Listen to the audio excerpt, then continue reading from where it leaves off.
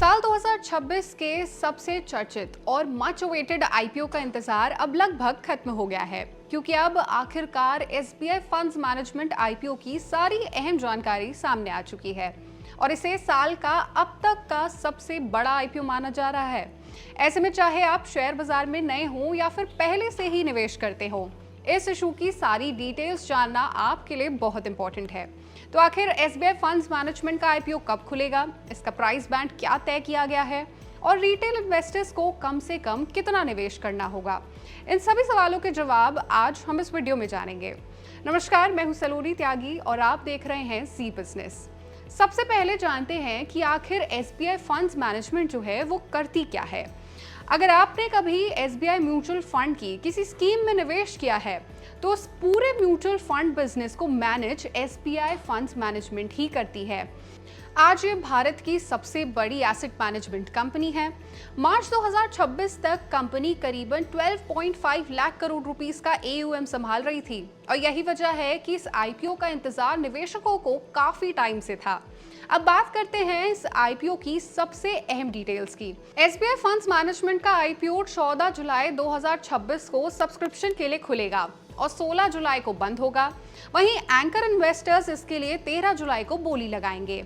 एक रिपोर्ट के मुताबिक अगर सब कुछ तय कार्यक्रम के अनुसार रहा तो कंपनी के जो शेयर्स हैं वो 21 जुलाई को एनएसई और बीएसई पर लिस्ट होने की संभावना है।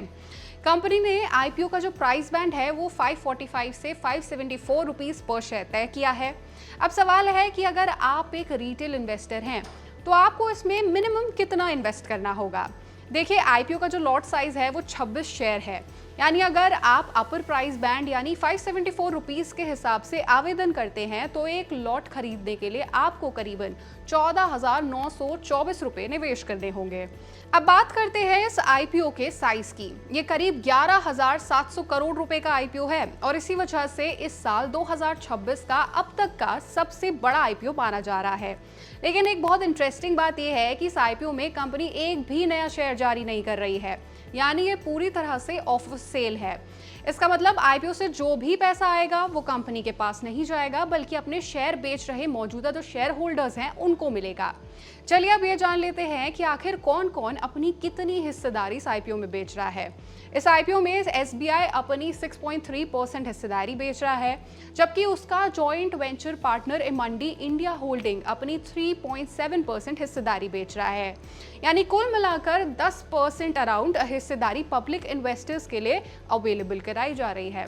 हालांकि आईपीओ के बाद भी एसबीआई कंपनी का सबसे बड़ा शेयर होल्डर बना रहेगा।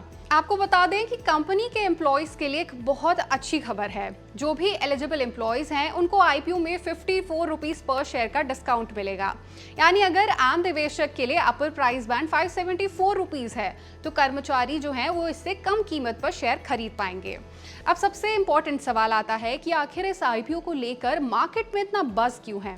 इसकी सबसे पहली वजह है ये देश की सबसे बड़ी म्यूचुअल फंड कंपनी का आईपीओ है।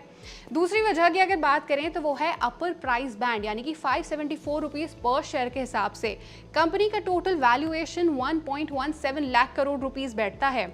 और तीसरी वजह है कि अगर बात करें तो ये सिर्फ साइज में बड़ा आईपीओ नहीं है, बल्कि फाइनेंशियल सर्विसेज सेक्टर के सबसे चर्चित पब्लिक इश्यूज में से एक है।